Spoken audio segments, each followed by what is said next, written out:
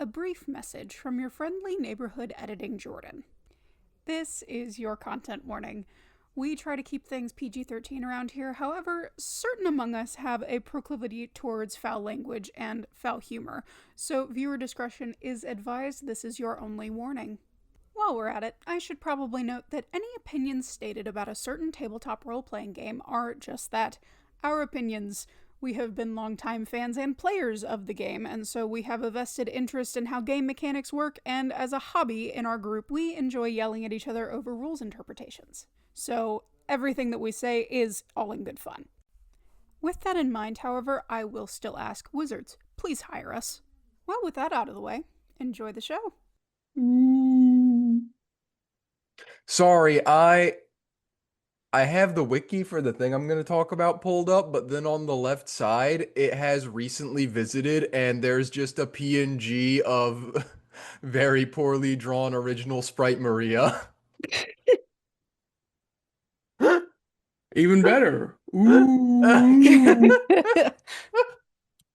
Here, I'll move you onto this screen. There we go. I locked my eyes with it as you made that sound, and I was like, oh my goodness. You made direct eye contact. Happy Umi-tober. Happy Umi-tober, everyone. That's not what we're talking about That's today. No, no. it's not. Although I mean, one could make the argument. I should have done Umineko as my thing. No, it's too late. Too You late. guys streamed the entire game. I don't think you need to talk about Umineko anymore. Not everyone has watched the Umineko, Jordan. It's not a matter of need, it's a matter of get to. Yes, it's a privilege to get to talk about Umineko. Uh-huh. In fact, I'm the one that gets to do that today. But anyway. Dang it! Hey everybody, welcome to the Nat One Podcast, aka Nope, because nope, you're not gonna want to hear what we're about to have to say. I'm Pertuset. I'm Levi. And I'm Jordan.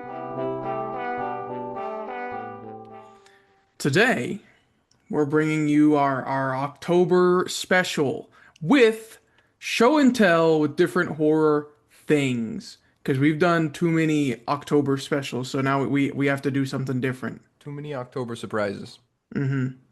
My first idea is always the one that I've always had, which is what if we made builds for something from Halloween or like October themed stuff? And I was like, wait, we've done that, and I've had that idea every We've done year. that 3 years in a row. Yeah, And we've had the gang go and do Halloween shenanigans. yeah. Yes, we have. So this year- instead, Yeah. we're just talking about cool, creepy stuff. We're just going to talk about things and subject you to our stream of consciousness for an 'Cause hour. that's what a podcast is. Yeah. Indeed, we're gonna do a podcast for this episode. Oh, all right. Well, who wants to go first? You know, usually I don't go first for these, so I'll go first this time. All right, do it.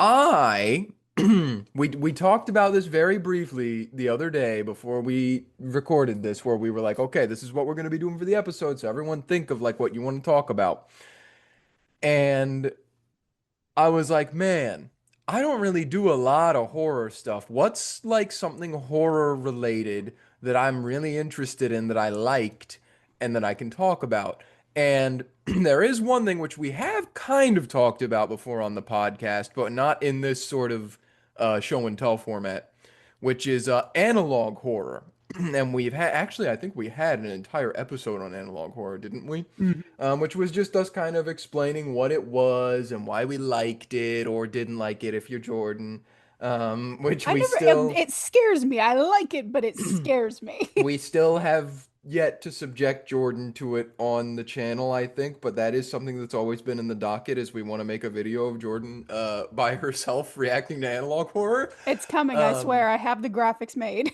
But now, and even when we made that episode, it was kind of like already like analog horror had sort of gone over its initial hump of popularity, and it was sort of in like its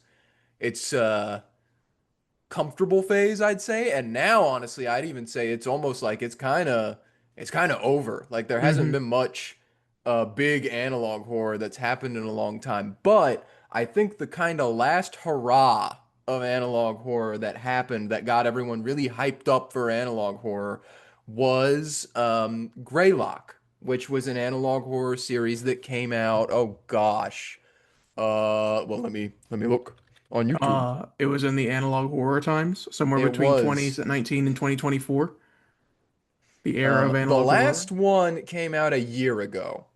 The most recent one came out a year ago. So, um, and the first one came out 2 years ago. So yeah, it was 2023, 2024 was the whole run of it. And I don't actually think it's over technically. I just think it's been on an unofficial hiatus Hmm. for a long time.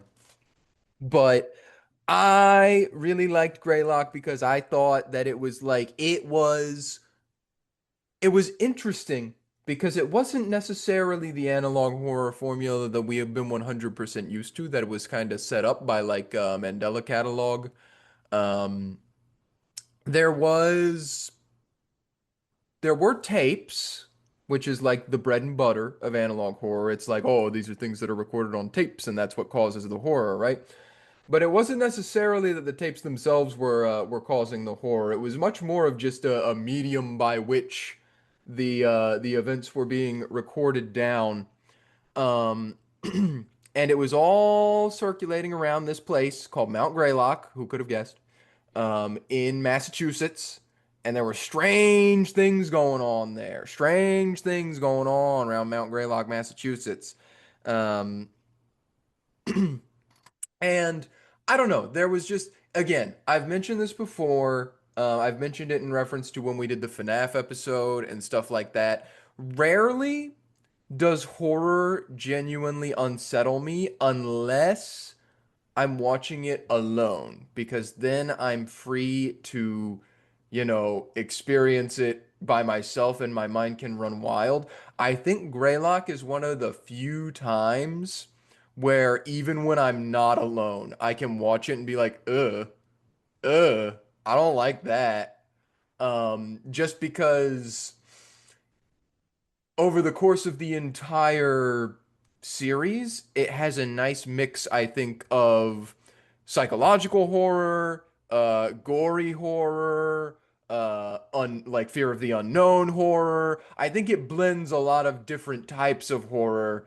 Well, I shouldn't say blends because that implies that like it's doing it all at once. It uses different types of horror, typically throughout different episodes. The type of horror in which it is subjecting you to is different across each episode, and it kind of starts out with the more like fear of the unknown, fear of no information about things, and then it gets into further along, it gets into the more like physical, like, okay, now we're doing body horror. When you get much further along and towards the end, where it's like now all of these things we've been talking about up to this point, where it's like, oh, there are monsters in the world. Now here are the monsters. They're attacking you physically.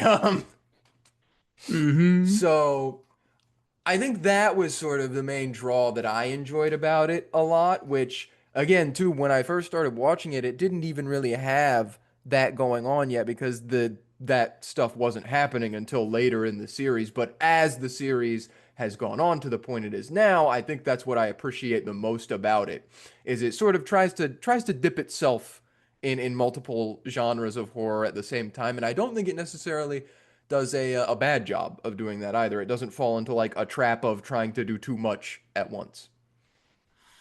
Indeed. I think Greylock, it was like you said, it's one of the last hurrahs before we got AI and analog horror. Hmm. Oh God, that's the I worst know. oxymoron you've ever I know, said. bro. I'd Oh, say I you gotta hate check it that. out. If there's a way you can pirate it, you got to, because I it's so don't want bad. to. It's so bad. I forget what it's called. It's Angel something. Angel Engine maybe. But anyway, um, Greylock was so successful because it did what I think what analog horror needed at the time. Because analog horror was a medium, and a lot of people abused it because it was popular for the time, and then they just made analog horror slop as a result. Hmm. But Greylock was using it instead to just do like good horror, and analog horror happened to be its genre of choice. Yeah. Yeah. Um, and I think the way where it succeeded, where others have failed or fallen, is it, like you said, it was doing things episodically. It was doing it almost like an anthology of Hmm. horror Hmm. events around this Mount Greylock, whereas other shows normally will follow a protagonist there will be a narrative, and the stakes have to get ratcheted up, right? Yeah. It's like the what I always hate in horror is you identify enemy. Enemy is scary, and then like the next thing is we figure out how to beat enemy. Mm. Then the horror is gone. You know what I mean? And then we introduce the new enemy. Why? Jason 2. Yes, he takes Manhattan. Um, but Greylock did a good job about that, where it just focused on different stories with different effects, where there's no real knowable enemy because things just keep happening to people, and the only way we can record it, because to try to record it or know it further results in death usually. Precisely. Which I think made it interesting and unique compared to its cohorts. The only other one that did similar that I can think of that didn't do the ratcheting things up, because Vita Carnus did that. Vita Carnus did it where it was like we got to explain everything. Even the greats like Gemini Entertainment did the we have to explain things. That other really new silly one. I think they know that they're silly. It's the moon woke up one. Oh yeah, I've been I seeing feel like that. I've heard about that one. Even it's like we just got to ratchet things up. But Mandela Catalog didn't. It just got art housey, which isn't bad. It's still out there where you're like, I wonder what they're up to. But Yeah. it's also like it's no longer I'm afraid because I don't know what's going on. It's I don't know what's going on, so I can't be afraid. Yeah. And also it sort of, I think it's, I don't want to say it stepped away, but it evolved out of being analog horror anymore. Now it's just like a horror medium, and it's just it started as analog horror, and now it is no longer that because it got popular, so it now has budget. But Yeah. And the guy behind it, he is creative. You just gotta hone his craft a bit more.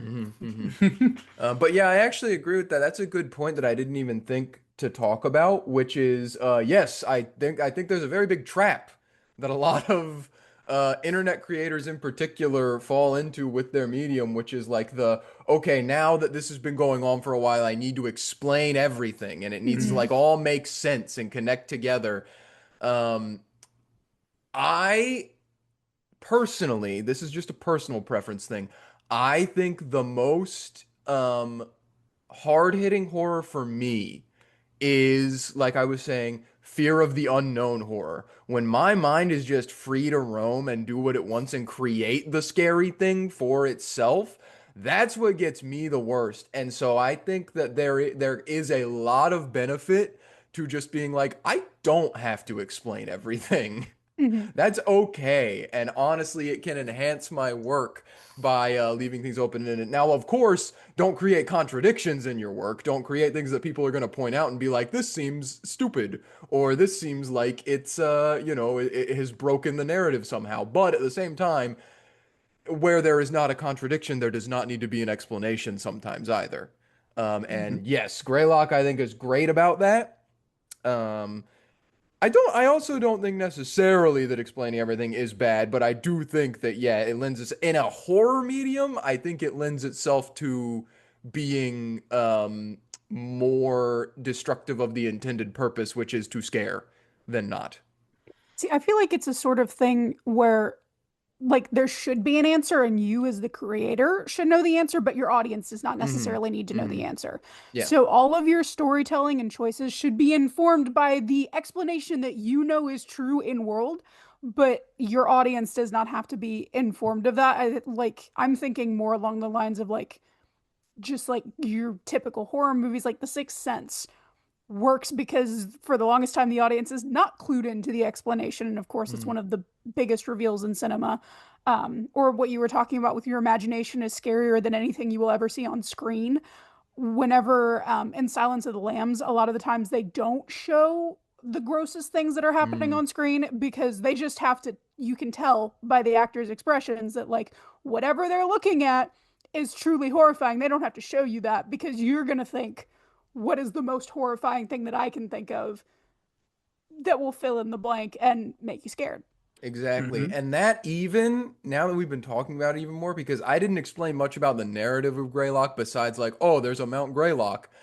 But funnily enough, that actually kind of is like the narrative of Greylock itself is the horror is literally the worst thing you can imagine is real. because the sort of premise, without spoiling too much, for people who might be having to watch it, maybe It's the me. premise is basically that the government maybe and or entities that are working with the government are it's almost sort of like based on MK Ultra, where the government was like, can we actually control people's minds? Hmm. And then MK Ultra was like, no, that's not real, that is stupid and we shouldn't try that.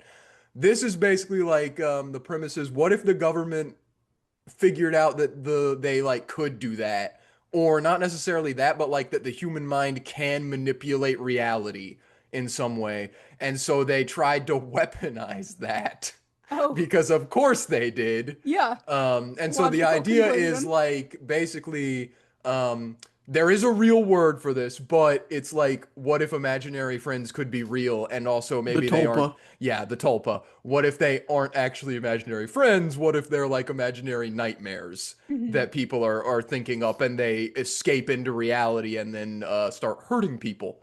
Um, and that's like the early. There's a lot more that goes into it, but that's like the start. That's what the very foundation is you learn there's like this government facility and they're doing weird stuff in there, and that you go through all these videos that are like, here's the training manual of how to make your own tulpa, and it's really I safe. love that kind of shit. Yeah, it's really safe and it'll never backfire on you ever, so don't worry about any possible consequences and that kind of Mm. stuff. Yeah. So yeah, it even Greylock in and of itself is based in the idea of whatever you can imagine is infinitely worse than anything I can show you, basically. Mhm. Hmm. So Indeed. yeah. I will also say I think another successful way to add depth to a horror story without explaining the why and how everything works is instead to explore more character-driven things, because we also see this in the Walton Files, right? Hmm. That does not explain how the animatronics become haunted and kill people. You instead learn what happened to them to make them haunt things and kill people. True. And Hmm. it's Yes. like, oh Yes. my gosh, this is tragic, but also, will it stop? And it makes it no less horrifying. Hmm. Hmm. And I think Greylock might be able to do that if they keep going, but it's like we said, we don't know what they up to anymore. Yeah. It's been a while. Hmm. But yeah, that's analog horror. It's got strength, That's but Greylock. I was gonna say, no, who knows what happened to it? We had like a huge cultural victory for analog horror with Skinamarink, and then that Angel Engine show came out, the AI horror, and like, Because AI I looked ruins that up when everything. you That's the mentioned it. lesson. It it just looks like,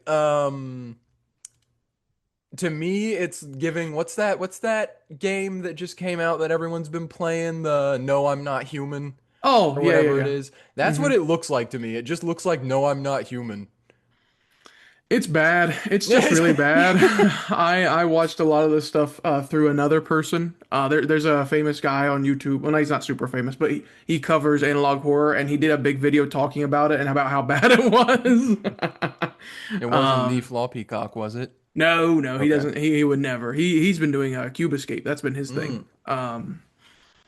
But yeah, I watched it all just so I could know what the deal is with it, and I was like, yeah, this is about as bad as you would think it would be.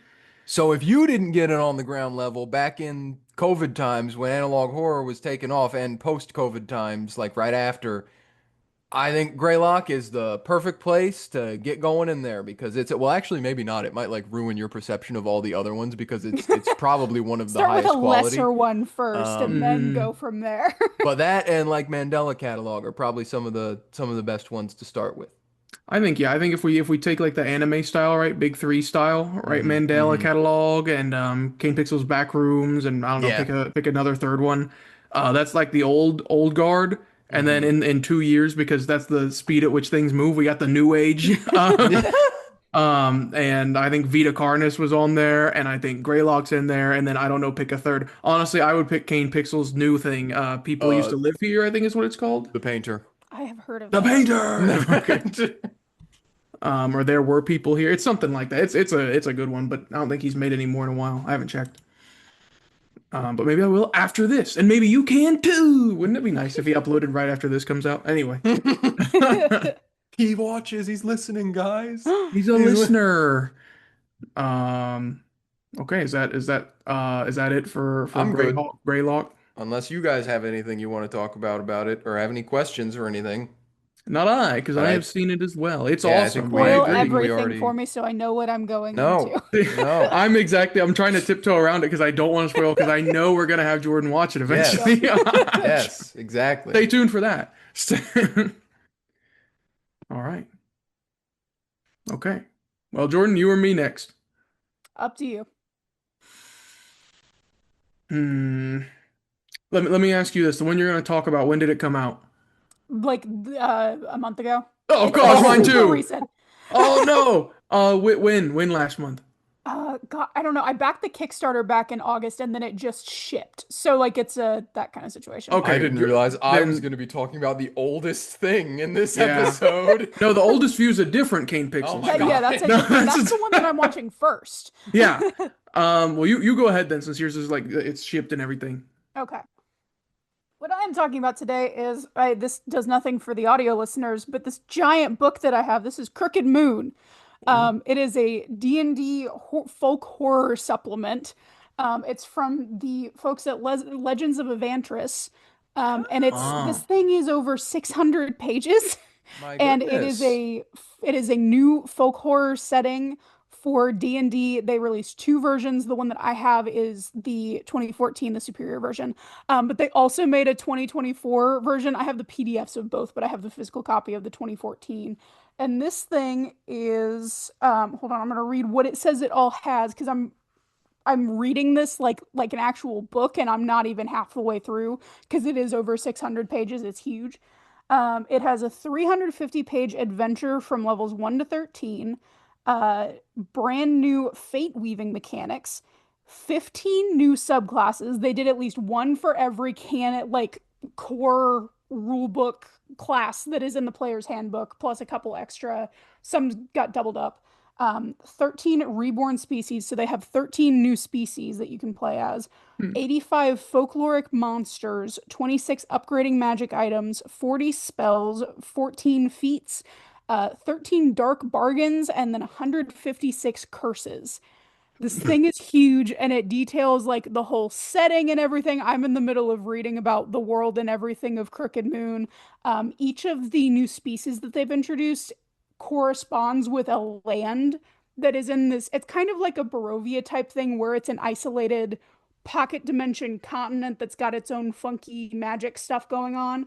Hmm. And so each of the new species are native to a different area of this new world, and have different things that tie in. And I did go through it because the really cool thing about when they released this, I have this physical edition and then the two scans of the 2014 and 2024 versions. They also released PDF versions of kind of their equivalent of a player's handbook because this has all of the like world lore and adventure notes and stuff to run the campaign and everything.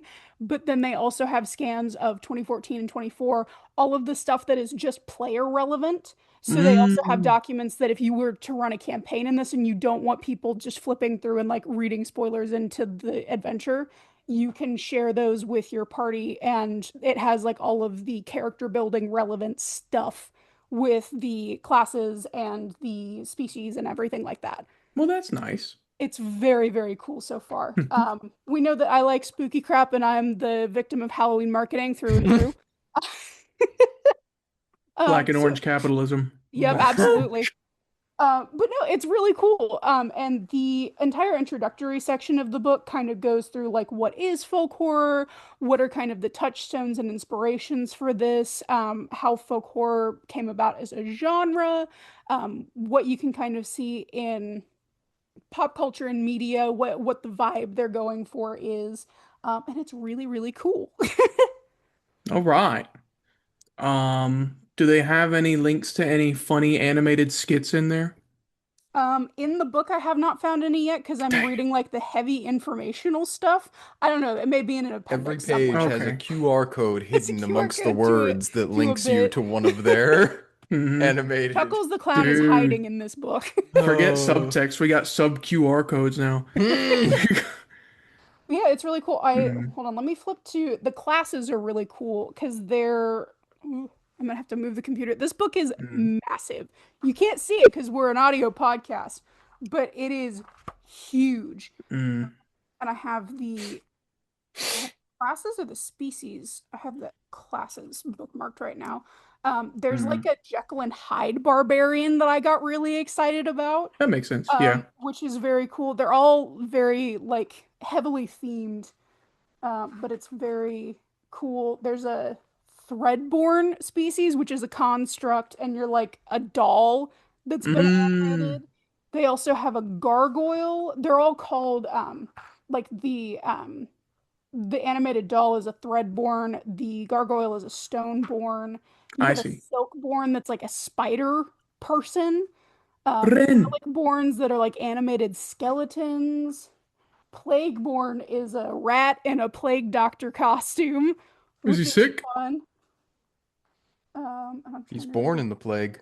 He's born in the plague. Well, because they're all from Molded different by it. areas, and so this he's specific to Bubonia is where he's from. That's funny. Though, okay, this is the one that I got really, really excited about. There's a Harvestborn that's a sentient scarecrow, which I thought was cool. I think Oh. he's also a construct. How how are those made? I don't know. Uh, I haven't gotten to that part yet. Wizard of Oz.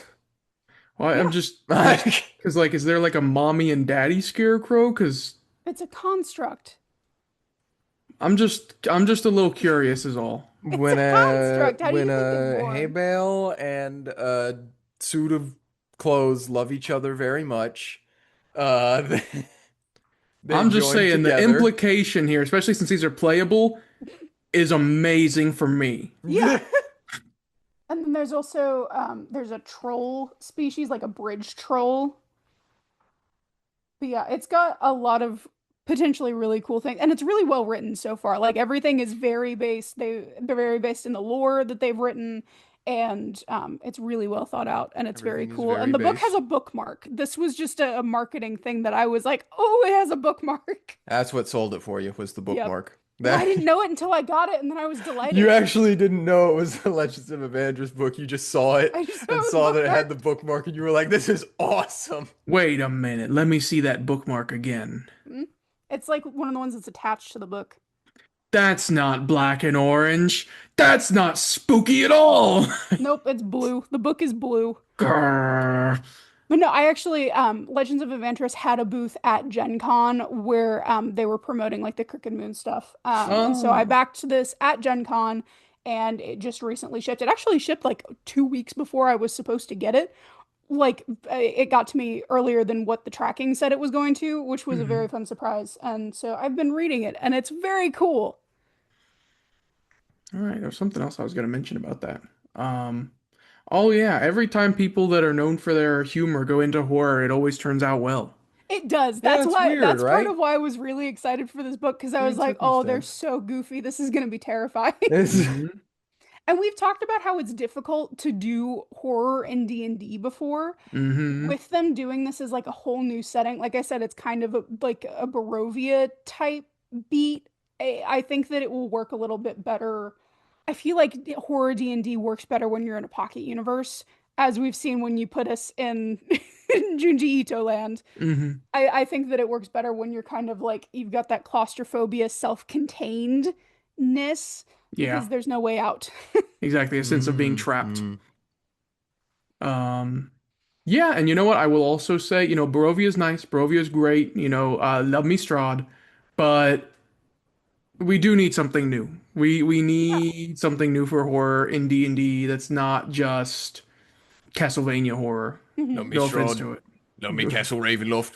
Love me Yes. Barovia. Simple as. Hate me. I don't know. Vistani. There's also a ghost train. That's part of what sold me is there's a train involved. Because like the world that this takes place in is kind of like a pseudo afterlife. People get trapped in it. It's again, I'm Jordan. still reading through all of the Jordan. lore. But there's a train. There's a ghost train. That's how you get there. Jordan, if there's a ghost train, you don't got to explain nothing. You don't have to explain beyond the words "there's a train." It doesn't even have to be Exactly. a ghost train. Yeah, no, there's a train. That's right there, sold. You had me at sentient scarecrow. Yeah. Come to think of Oh, it, the gargoyles too. I'm just saying, like, what? What are you you know what I saying? mean? I don't know.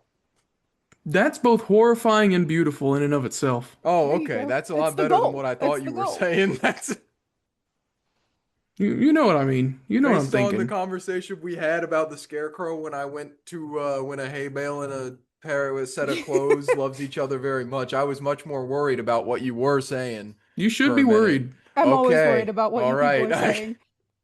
But yeah, I'm excited to Okay. finish it, and I'm probably gonna do a video, kind of like how we used to do the UA reads. I will probably go through and read some of my favorites and break it down. But There I you also go. don't want to spoil it in case anybody actually wants to like play it, because all of the stuff is very heavily tied into the universe. Hmm. I don't want to spoil it so people will actually like want to go read it because I highly recommend. It's really well written. That's the thing. Like the player's handbook is written like a goddamn science textbook and it sucks. This is really engaging. It is also, it's very funny to me, and you see this. This is just another example in this. Like, average Wizards of the Coast supplement, three subclasses, two races, two species, 5 items, 10 monsters, 500 pages. This Uh, 600 pages of just stuff. I was gonna It's so say, cool. average non-wizard supplement, 5 million classes, 5 million races, 2 pages. No I'm kidding. Yeah, I guess They always work way uh, above their pay grade. yep. Hmm. It's almost like we've been saying for actually years at this point that the community has far more passion for the game than Hmm. Hmm. the actual company behind it does. And it goes without saying, all of the art in here is absolutely beautiful. Mm. That's also what I'm enjoying it because they have art for each of the different species, and they have, of course, art for each of the different classes, and they've got all kinds of like there's maps in the front and back of the book, and everything is just beautifully illustrated. I would be interested to see what the balance is like in its own thing because I think Hmm. that's one thing that everybody struggles with is balancing, especially when you're making a bunch of new Yeah. stuff. I would be interested to see how they take it because I gotta be honest, even Critical Role fumbled balance for 5e stuff. Yep. All their stuff that they've made is not well balanced. Usually Not at erring on the all. side of the player being weaker, which is Mm, funny to me. mm. But if even the Golden Boy isn't balancing, I want to know if there's someone out there that can do it. Yeah. There's got to be It's somebody. hard. That's And the I do that's want the to. ever-present challenge of the content creator for TTRPG is Hmm. Oh, yeah. making it fun and making it balanced. Especially if you're doing horror stuff too, because like you said, the fine line between frustration and horror. Hmm. And I'm interested to see it because since I have both versions, I really want to go in and compare and contrast how they changed it between games. Because I'm assuming it's Mm. substantial enough for them to have released two different versions. Because whenever you back the Kickstarter, you could choose, did you want the physical copy of 2014 or 2024? So there's got to be something there've got to be some differences, and so I'm really excited to look in and see what changes between the two and how they've kind of managed between the two rule sets. Yeah, I can tell you one difference: Hmm. Warlock and Sorcerer subclass level 3. Yeah, don't remind me. That's Critical Role started everybody at level 3 because they all have to have their subclasses at the same time. Yep. And it Hmm. kind of like in World, they kind of made it make sense because they're all kind of like already established as people in society. But I'm like, I know why you did that, and it pisses me off. I know why you did that, I know what Matthew. you are. I know why it Yeah. was a necessity. I know Yeah. why you did that, Mr. Mulligan. I know. Level 3 pull. That's we're on the frustration side. We're not on the horror side. We're Yep, yep, not. yep. Oh, all right. Well, very exciting. I'm very interested as well in their world building and Hmm. what all it has to offer. But I don't own it. So I'll Good thing I wait. have the digital copy. True. I will wait with bait flavored breath for the video. Hmm. I'll Is just something wrong, wait. Levi? As in like Norman Bates. No. Oh. All right. Well, Anything else? what's your thing, Mr. Me? Yeah, Oh, me? Dougal Well, man? let me say, if you are a Dylan watching this video, quit now. because I'm about to talk about You can't Silent Hill you can't F. do this to him. He's our He's the main one podcast consistent. He listener. doesn't want to watch this because it's spoilers and he wants to play the game. I'm giving you a few more seconds, all right, and then I'm going full in, all right, buddy? Okay, you've been warned. Anybody else that also cares about spoilers, this is your chance for Silent Hill F.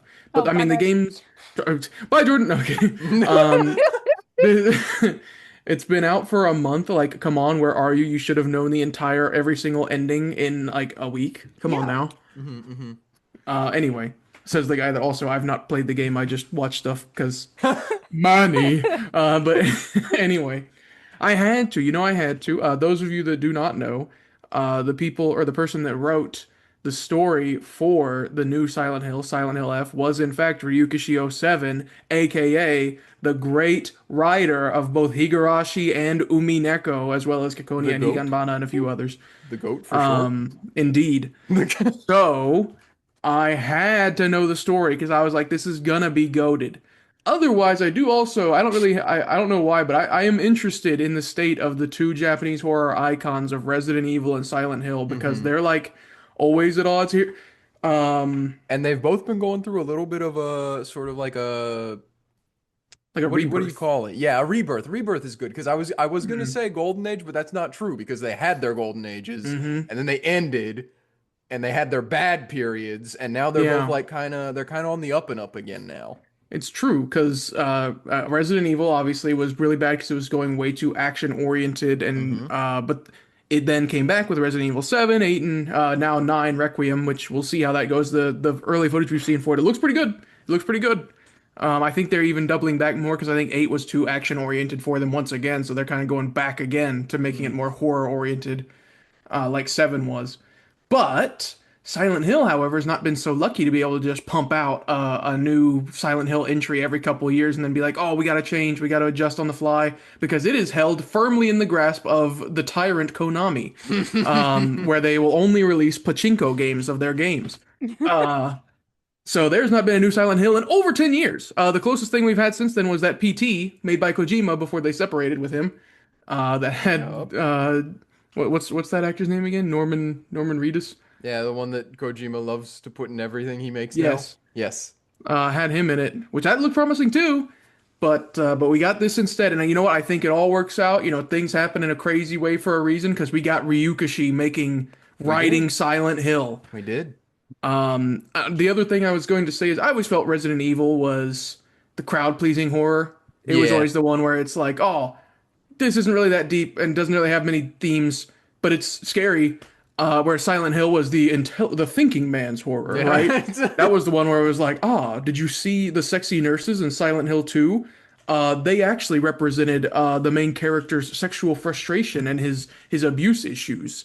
You It's really have to have a high IQ to understand Silent Hill. it's true. It's what's that meme? It's I jerk off to this character for more nuanced reasons than you.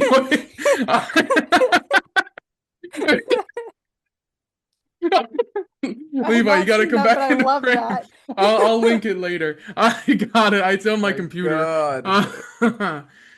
Me talking about Pyramid Head. But anyway, so I've always liked Silent Hill more, and it's always been much more of a mind effy storyline. So we got Silent Hill F, and people were worried about it because it had a female protagonist.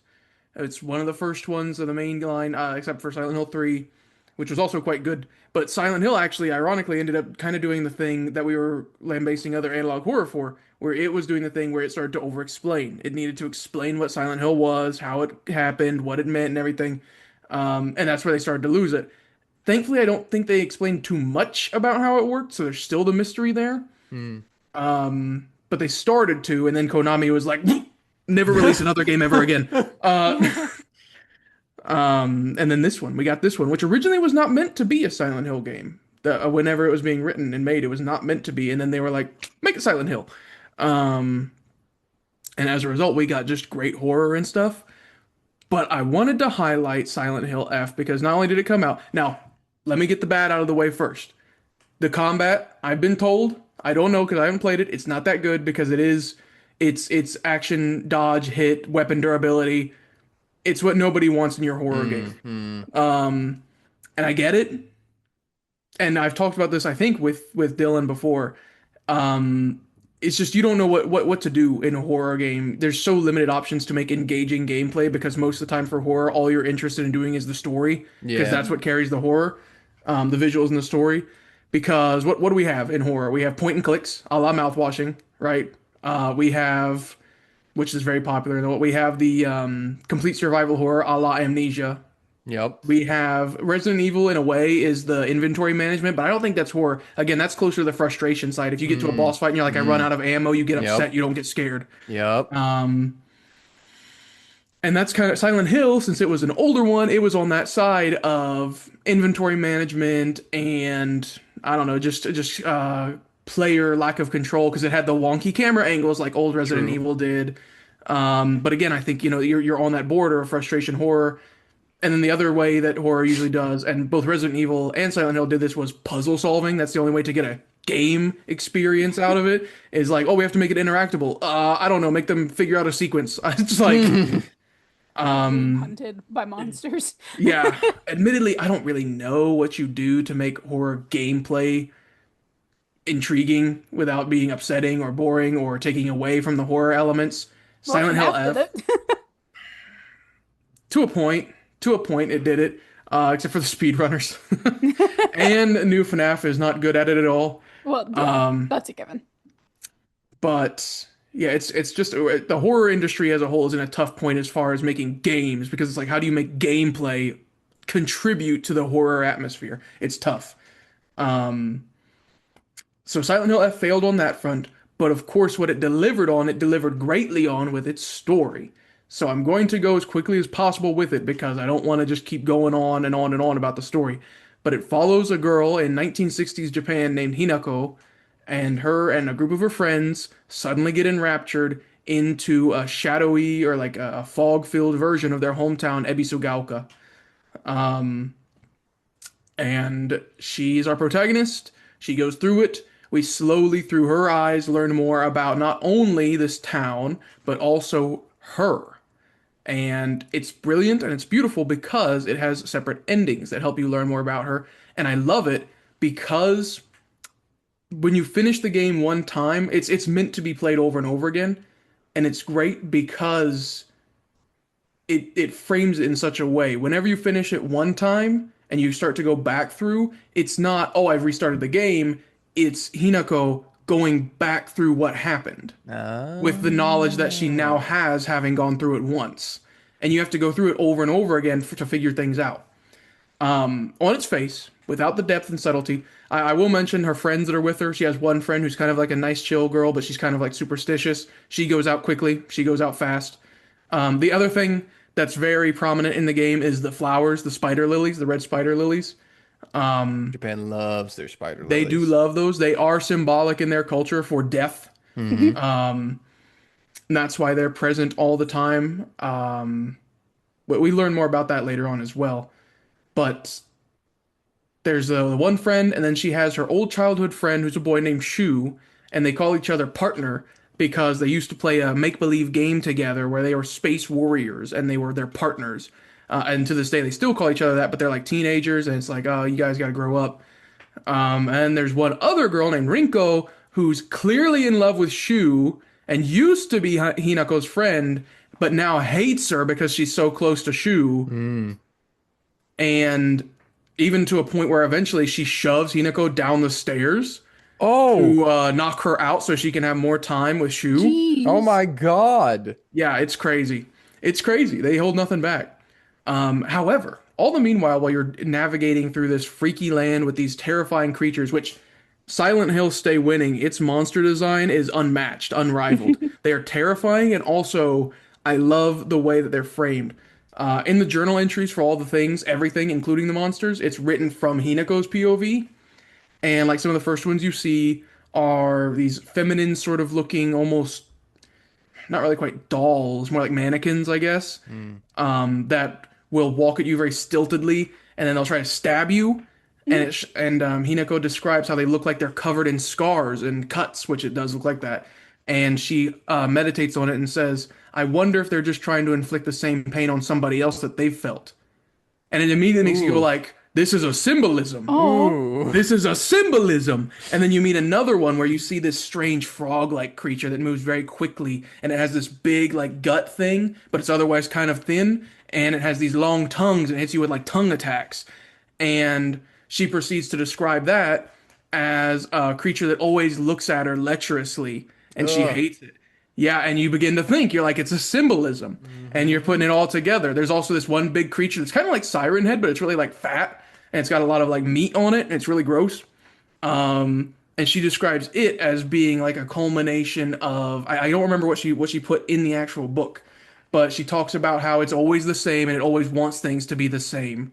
And it's going to do everything it can to keep things the same. And you're like, you're not talking about the monster anymore, are you, girl? And it's like, this is thinly veiled commentary on something else. yes, and I love it. I love it when they do that. You wouldn't even know that if you never looked at the journal. You wouldn't get any of that, right? Very Ryukishi. Yes, Very Ryukishi. but in any case, you follow her story, and all the while that she's fighting through all these monsters and trying to get out of this place, because she just wants out of here, right? Because it's a terrifying place. You don't want to be there. She occasionally either goes to sleep or gets knocked out in the case of the stairs, and she wakes up in this dark shrine where there's this masked man who's wearing like holy garments and wears a fox mask that covers the upper half of his face.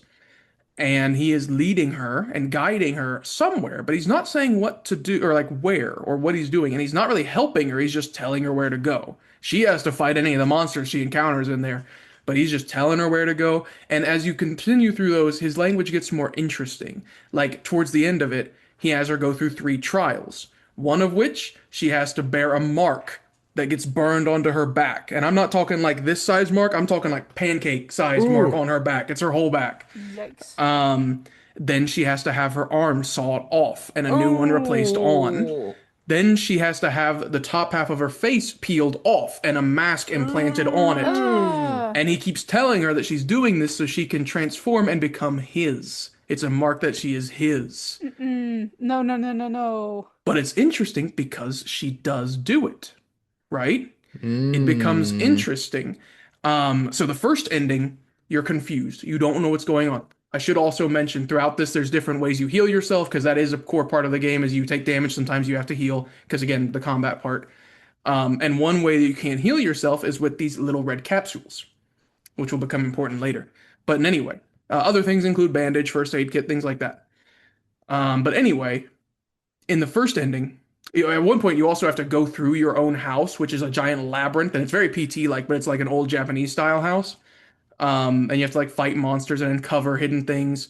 And you kind of learn as well that Hinako's father was kind of abusive, and her mother seemingly didn't ever stand up to him or cause anything to stop it. You also occasionally meet her sister, who's older than her and has long moved out, but every time you see her, she has a mask covering her face. And she seems to be on the side of the Foxman, which is interesting as well. But anyway, you end up going through her whole house, and at the end of it, you unlock your room, Hinako's room. And when you go in there, you see another Hinako. And both of you are very confused, obviously. And they talk about how the two of them have to fight because there cannot be both of them at the same time. You have the one Hinako who is completely transformed, has this beast arm, the mask on her face, the mark on her back, and the one that looks like she was in the beginning of the game, before any of this ever happened. And they have to fight because they both can't exist. And then when you leave the house, you see Hinako's parents standing there, and a giant creature that's wearing wedding garments grabs both of her parents and kills them in front of her. And then at the very end, you have to go to a wedding ceremony. Oh. But there, you have to fight that monster that killed her parents in the first ending. And afterwards, when you escape, you're running, your vision gets blurry, and then there are reports sounding through like sirens and radio noises explaining that some female suspect killed and attacked several people out of nowhere wearing a wedding dress. My goodness. That's the first ending. Oh my goodness. So at that point, you pretty much get the idea. You're making me relive like episodes 1 through 3 right now, man, where I'm like, what is happening? That's Like, what it does. That's what it does. And every subsequent playthrough, you unlock new areas and you learn new information, not only about Hinako and Ebisugaoka, but also about this Foxman, who he is, and other such things. The next ending has you fight Shu, because he comes up out of nowhere and reveals that he is jealous of this Foxman that has taken Hinako from her, or from him. And he wants to take her for himself because he misses the days when they just had fun and played together. And you have to fight him, and he is possessed by this strange puppet-looking thing. And you fight and defeat him, and then you move onward with the two of them making peace. However, Hinako transforms into that giant white wedding garment-wearing creature that we saw that killed her parents. And then there's a third ending and a fourth ending. The third ending sees Shu and Hinako defeat Foxman, and he turns into his true fox god form. Yeah. And then they run off into the Silent Hillified Ebisugaoka, happy, but they're going back into the terror. Willfully, but they're going right back into it. Just together. And then there's the final ending, which I won't talk about for the sake of spoilers. But the point is, a lot of people came away from this thinking it's a simple story about female repression in Japanese society and arranged marriages, and that is reductive to what it truly is. The story of Silent Hill F is a horror story talking about how to accept one's own identity through clashing conflicts, including cultural need to fit in, as well as your own wants and desires. And it just happens to be through the vehicle of Hinako, who is a girl in Japanese society in the 1960s. Okay, that's it. That's all I got. I'm off my soapbox now. Dylan, you can come back. so, obligatory, when do Burnkastel and, no, No, when do this is Burnkastel and Lambda Delta show up? No. no Umineko. No, This no, is no, more. I know. This is a lot like Higurashi and a lot like Hinganbana, his other work, which makes sense because Higanbana is the name in Japanese for red spider lily. So, Yeah. unsurprisingly. It's a reference. In fact, well, with Higurashi, the whole story with it is it deals with a town that has to do with a dam construction that goes on in it and messes up the town. This one is very similar. If I remember right, there's also a dam construction project, or it might have been just something similar like that. I know like geysers end up getting involved. Interesting. Yes. It's great. Now you're genuinely making me want to play Silent Hill F now, and I never thought You I was should. going to play Silent Hill F. You should either play it yourself, buy it and play it yourself if you can, or do what I did and watch the video explaining everything just because, or even watch someone play it. It's just, you'll have to sit through a lot of the combat if you do that. But it's a brilliant story. Ryukishi's a great writer. Everybody has this to say at least about it is that the story was really good. They're just upset about the combat. But it's got great story as always. I'm a little upset because people, like I said, are reducing it online. They're taking it either they're being like, this is a great story because it is this, and then it's the wrong story, the wrong takeaway, or they're saying this is a bad story because this, and it's the wrong takeaway. Yeah. There's very few people I've seen that get it and are also complaining about it. So, and I think it's great. And I don't know if I've talked about it on here before, but I get upset at this over-reliance we have now in Western horror movies that are, what if evil or horror is substitute for mental illness? I'm getting sick of those because like It's a together, bit of a cop-out now. it's getting boring. I never cared for Babadook. It was like one of the first ones that did it, but I didn't care for it because I was like, what? Like I was like, I get it, but like Jordan said, it's a cop-out. And recently I saw Together and people are praising it left, right, and center, and I'm like, it's not that good. It's like, we get it. Oh, toxic relationship. What if it was real? I don't care. I don't care. That would I be don't so freaking scary. care. What if toxic relationships were real? Insert the Squid Games image. I'm so effing scared. But yeah, I think Silent Hill is that, but it's also not because it's not a surface level thing is a horror element or thing takes the form of horror. It's multiple layers of let's take this and pursue it to its next logical step over and over again, and make it all horror because it all is scary, and what it can do to you and what it can do to those around you. So Well, that's good. all I That's gotta good. say about it. I'm glad that at least, first of all, just the explanation of the story in general made me be like, I gotta get in on this. Um, Even without knowing that it was Ryukishi who wrote that, I probably would be interested by it. But also that makes me happy because it's a little bit of a breakout of him getting into the mainstream a little bit more. And yeah, he's great, and I think he should be involved in more projects because again, I know Pertuset and I egg him up. We hype this man up as much as we can ever, but it's just real. He is like one of the greatest writers I think ever. So yeah, no, I want him to do more things. He gets it. He just gets it. I want him to finish Coconia, man. We haven't even Me started too. that, and I want it to be done. People are saying he might be coming back to that, but anyhow. So yeah. So that's Silent Hill. I think my only other thing I wanted to say about that is it's kind of what, I don't know if it's what horror ought to be, but it kind of feels like it's what horror ought to be. It's like it should be a cautionary tale of the evils of what happens when you let bad things happen. You know what I mean? And it's beautiful for that.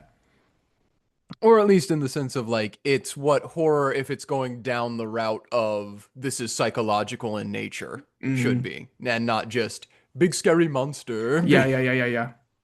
It's like the old where you'd look at a horror and you'd be like, oh, this is what it says about the time. And this is like the first one that I've been like, oh, this is real. This is like real. And it's funny because it also takes place in 1960s Japan. But I'm looking at it and I'm like, no, this is real. This is like, this should scare me because this is what could happen if you do this, this, and that. Kind of like how before with like a lot of slashers, the horror was like, what if stranger danger? Yep. What if the killer is the person that you knew all along? Exactly. But yeah. All right. So that's horror.